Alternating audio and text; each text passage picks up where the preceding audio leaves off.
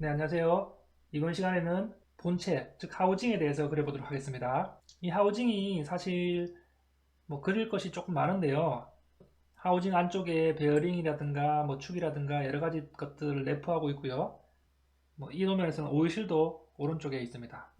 하우징은 뭐 정면도도 나오지만 이 좌측면도라는 것에 또 도면에 힌트도 있기 때문에 그릴 것이 조금 많아서 그렇지 그렇게 어려운 부품은 아닙니다. 일반적으로 나오는 동력전자 장치의 본체는 밑에 베이스가 있고요. 이렇게 리브가 있는데 리브가 없기 때문에 난이도는 쉬운 편이지만 리브가 있다고 해도 뭐 리브만 그려주면 되기 때문에 그렇게 어려운 것들은 아닙니다. 차근차근 알아보도록 하겠습니다. 일단 본체가 어디서부터 어디까지인지 아는 것이 중요하죠. 본체는 여기서 이렇게 이런 부분들이 다 본체입니다. 자, 여기서 여기까지가 다 본체입니다. 그런데 여기 커브가 끼어 들어가고요. 커버가 끼어 들어가기 때문에 사실은 이런 선을 그리면 안 되고 여기서 여기까지 이렇게 막아줘야 됩니다. 이렇게 막아주셔야 되고요. 그 다음에 여기도 이런 식으로 다 막아주셔야 됩니다. 비어있게 그리면 안 되시고요. 그 다음 제일 중요한 게 여기서부터 여기까지의 치수인데요. 지금 자로 재면 안 됩니다. 왜냐하면 베어링의 바깥 지름이기 때문에 베어링이 6005라고 했죠. 그래서 규격 치수를 찾아서 6005의 바깥 지름 47mm, 요것은 절대 틀리면 안 되는 치수입니다. 파이 47mm 정확하게 나와야 되고요. 그 다음에 여기에 육각 볼트가 들어가는 자리를 파줘야 되고요. 앞나사, 탭나사를 내줘야 되고요. 그 다음에 오일 패킹과 오일 컵이 들어가는 이 부분, 위아래가 있는 부분을 파주셔야 되고요. 그 다음에 오른쪽에 오일실이 들어가는 규격 치수를 보고 넣어주셔야 되고요. 여기에 구멍을 뚫어 주셔야 됩니다. 여기는 빨간색 선이 뭐냐면 이점차선이죠. 가상선으로 지금 이 부분은 여기는 없지만 나중에 벽이 될 수도 있고요. 이런 부분에 벽 부분에 고정을 시켜서 볼트로서 이렇게 체결을 한다는 겁니다. 좌측면에 보면 이런 식으로 직각이 아니죠. 여기 두 개가 있네요. 반틈에도 두 개가 있을 거고요. 네 군데에다가 이런 식으로 고정을 시킬 수 있는 이런 자리를 파주는 겁니다. 좌측면에 보면 탭 나사의 앞 나사의 이 좌측면도는 탭이 보이는 게 아니라 여기에 깊은 자리 파기가 보이는데 깊은 자리 파기는 90도 등 간격으로 4개가 있고요. 그 다음에 이 벽 부분과 고정되는 부분은 이렇게 45도 사선으로 이렇게 4개가 있습니다. 이런 부분들을 유념을 해서 그려보도록 하겠습니다. 세로 만들기 열어주시고요. 똑같이 XY 평면에 스케치를 잡고 들어가겠습니다. 자, 원형 물체이기 때문에 이것들도 반틈만 그려서 회전을 시키도록 하겠습니다. 대략적으로 그려놓겠습니다. 자, 이런 식으로 대략적으로 그렸습니다. 치수를 알아볼 텐데요. 일단 제일 바깥에서부터 이 바깥까지. 이 치수는 자로 제시가 되고요. 마지막 겉부분은 주물입니다. 65, 파 65가 나오고요. 그 다음에 제일 끝에서 끝까지 지름, 여기 잘렸는데요. 끝지름은 103이 나옵니다. 이것도 자로 재는 거 보시고요. 그 다음에 전체 폭, 전체 여기서 여기까지죠. 전체 폭도 자로 재서 62mm. 일단 이거부터 먼저 해주겠습니다. 전체 폭이 62mm라고 했고요. 여기서부터 여기까지가 항상 할 때는 전체 가로 세로부터 해주는 게 좋습니다. 그 다음에 지름을 만드시고 자, 전체 지름은 제일 큰 지름이 103. 그 다음에 원통의 제일 큰 지름이 65mm가 나옵니다. 자, 여기서부터까지 자로 재면 10mm가 나오고요. 그 다음에 요 끝단에서 여기까지 거리는 9mm가 나옵니다. 자, 이런 치수들은 중요한 치수가 아니기 때문에 규격 치수도 아니고요. 한 1mm 정도는 오차가 있어도 상관이 없습니다. 자, D를 눌러서 요 선과 요 선은 9mm가 나오고요. 그 다음에 요 폭은 10mm가 나옵니다. 그 다음에 중요한 치수 여기서 여기까지는 얼마인가요? 지금 자로 재면 안 되는 치수죠. 여기서부터 여기까지 제일 중요한 치수입니다. 베어링이 끼어 들어가는 부분 6005의 바깥지름 규격집을 한번 찾아보도록 하겠습니다. 베어링 규격 찾아야 되는데요. 계열번호 6005 여기 있네요. 6005가 요 치수죠. 안지름의 D는 25mm, 그 다음에 바깥지름은 47mm. 요거는 반드시 나와야 되는 치수입니다. 47mm. 그 다음에 폭은 12mm, R은 0.6mm. 그러니까 여기서부터 여기까지 폭이 12mm가 나와야 되고요. 베어링을 그리는 건 아니지만 베어링 폭도 12mm가 나와야 되고요. 이쪽에 R값, 축 그릴 때도 R값 넣어줬죠? 여기 0.6이 나와야 된다는 겁니다. 이 치수들을 넣어주도록 하겠습니다. D 값으로 여기서 여기까지가 47mm가 나오고요. 그 다음에 요거는 베어링에 끼워 들어가는 부분에 라운드가 되는 것은 뭐 회전을 하고 줘도 되는데 지금은 지금 주겠습니다. 여기에 2D에서 줘도 되니까요. 목각이 요 선과 요 선을 클릭하시고요. 0. 아까 6mm였나요? 0.6. 자, 여기서 보면 이 바깥에서부터 이까지를 자로 한번 재주시고, 이 치수가 그래도 중요한 치수이기 때문에 52mm가 나옵니다. 이 52mm 안에 베어링 2개가 들어가고요. 그 다음에 축이 요 단차가 이렇게 들어가고요. 커버가 여기 끼어 들어가는 치수가 나오기 때문에 52mm에다가 나중에 플러스 공차를 조금 주면 좋을 것 같아요. 왜냐하면 마이너스 공차가 생기면 베어링과 축과 커버가 들어가면 튀어나오겠죠. 이 부분에 튀어나오겠죠. 틈새가 생기겠죠. 그래서 오히려 플러스 공차를 주는 게 설계 시에 조금 유리할 것 같습니다. 자, 이쪽에서 일단 D로 요 치수와 요 치수가 52mm가 나오고요. 이 안쪽은 그냥 비어 있는 곳이기 때문에 크게 중요하지는 않습니다. 이 폭은 3mm고요. 이 폭은 3mm고요. 여기서 여기까지 지름은 자로 재시면 됩니다. 38mm. 그 다음에 이 치수는 여기서 여기까지 비어 있는 틈이 있죠. 비어 있는 틈은 26mm. 26mm. 그 다음에 자로 재시고요. 이쪽도 26mm 이렇게 하시면 됩니다. 자, D로 요점과 요점은 38이고요. 요선과 요선은 지름은 26mm 되겠네요.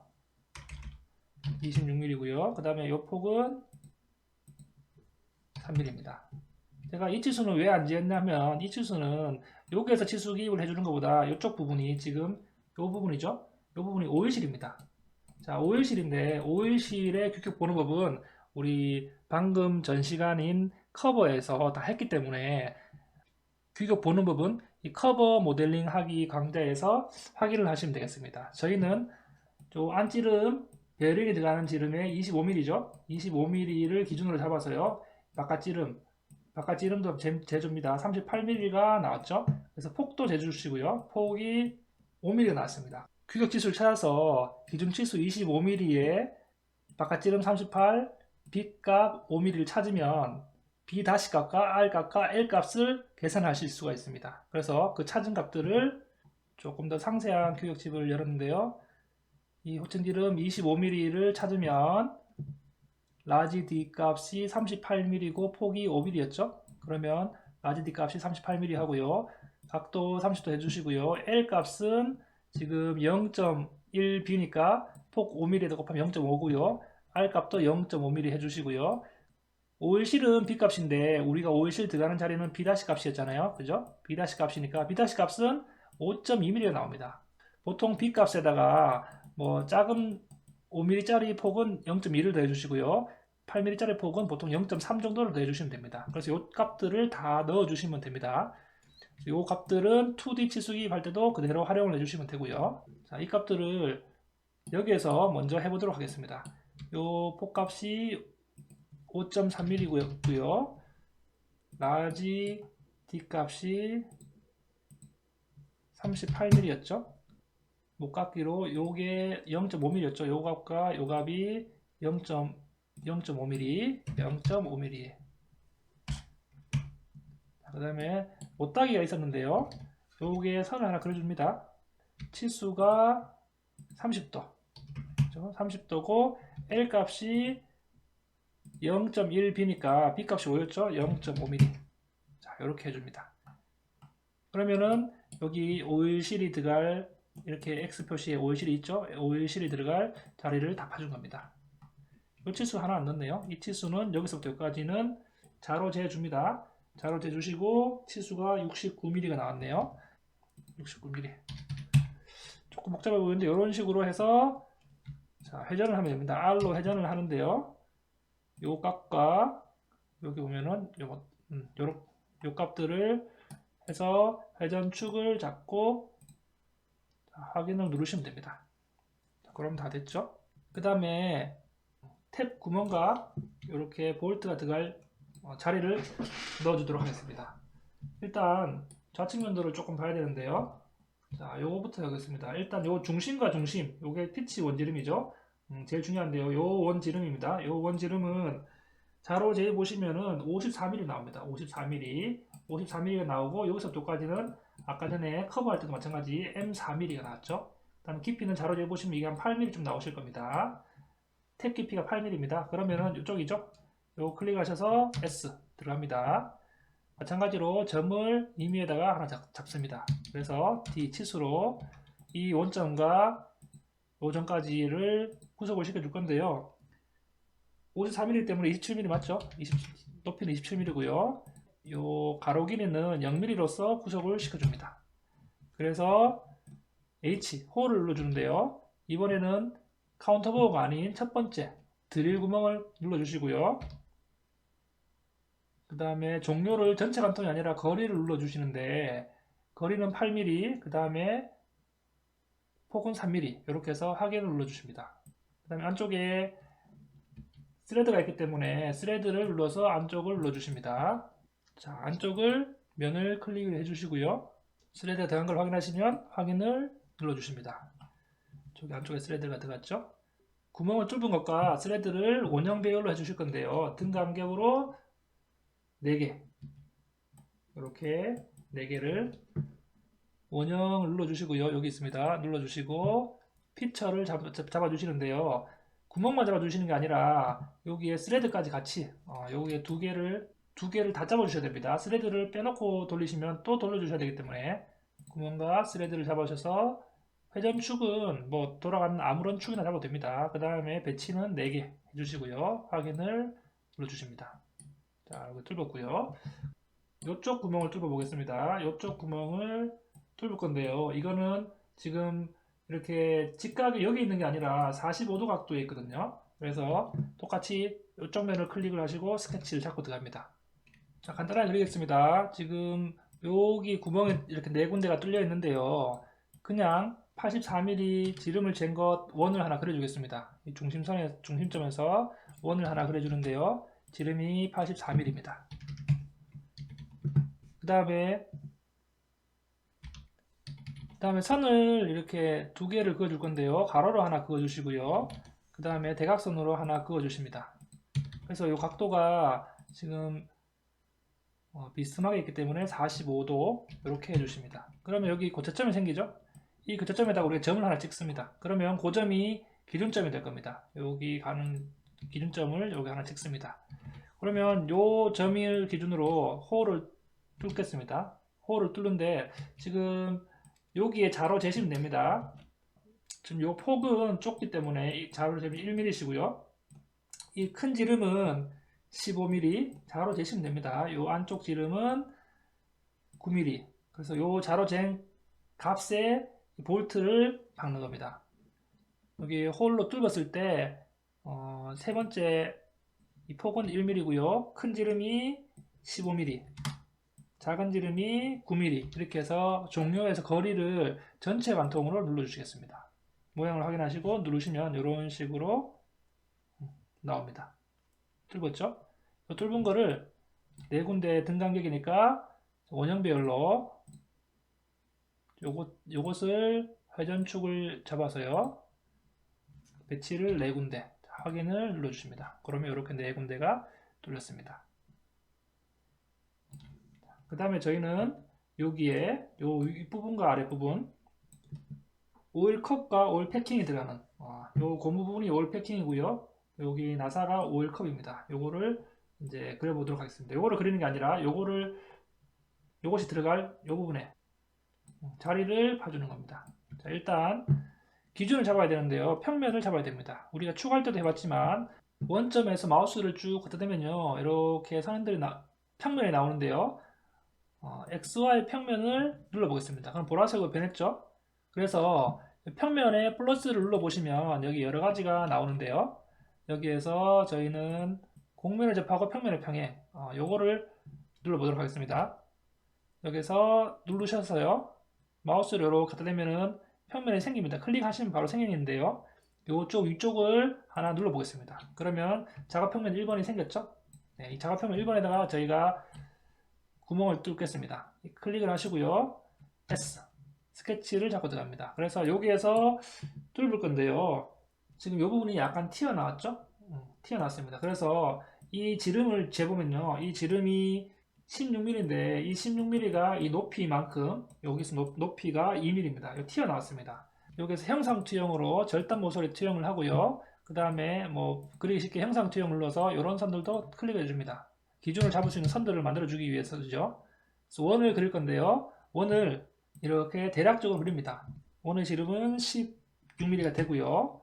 원이 지금 가운데 있잖아요. 그래서 이 선과 이 중심을 얼마나 될까요? 0으로 해야 되겠죠. 그 다음에 이 치수가 43mm입니다. 가운데가 있어야 되기 때문에 43을 나누기 2 반틈만큼 이렇게 하면 되겠죠.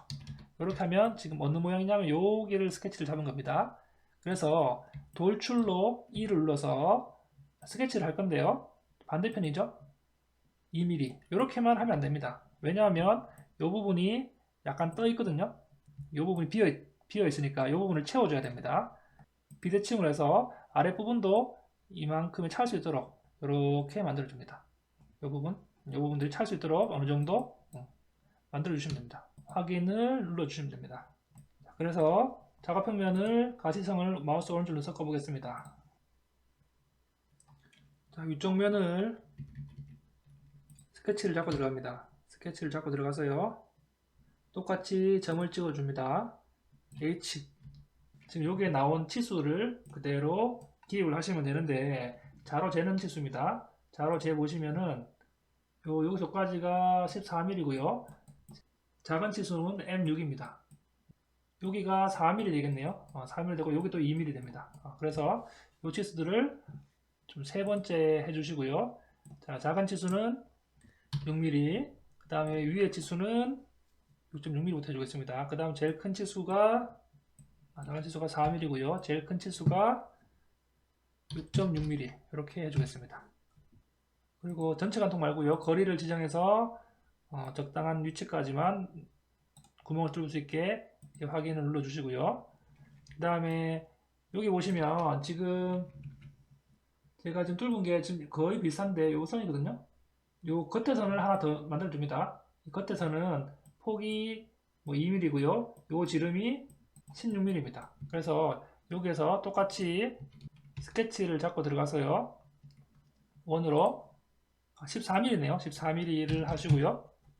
돌출로 자, 반대편으로 2mm 이렇게 파주십니다. 그러면은 자, 이쪽이 다 됐고요. 밑에 쪽도 요거 빼고 동일하네요.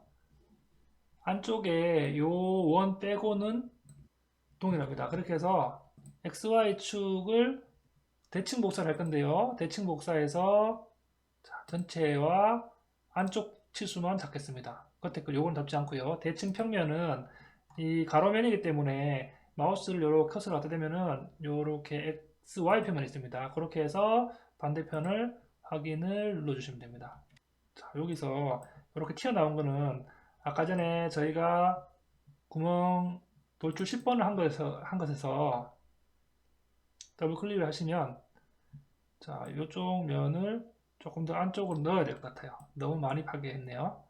자, 이렇게 해서 이 정도로 튀어나오게 해서요. 확인을 누르십니다. 그럼 여기까지가 이렇게 뚫리는 게 보이죠? 반대편도 마찬가지입니다. 자, 이렇게 했고요. 다음 도면에서 이런 부분은 못따기는 2mm 해주시면 됩니다. 1mm보다 조금 더 큰 것 같으니까 2mm 해주시고요. 이런 부분에 지금 다 끼어 들어가잖아요. 베어링이라든가 이런 것들 끼어 들어가기 때문에 1mm 정도 해주시면 됩니다. 못따기를 눌러가지고 이쪽에 2mm 먼저 해주고요. 그 다음에 이쪽 부분에 못따기를 1mm 정도 이렇게 해주시면 다 완성이 된 겁니다. 이렇게 해서 이런 식으로 하우징을 완성을 해봤습니다. 뭐 그렇게 어려운 영상은 아니니까 손이 많이 간다 뿐이지 충분히 회전체의 특성을 잘 활용하시면 모델링을 하실 수 있을 겁니다. 3D 모델링을 다 해봤고요. 이 모델링한 파일을 다음 시간에는 불러내서 2D로 도면화를 하고 2D에서 치수 기입하는 것을 배워보도록 하겠습니다. 긴 시간 강의 들어주셔서 감사합니다.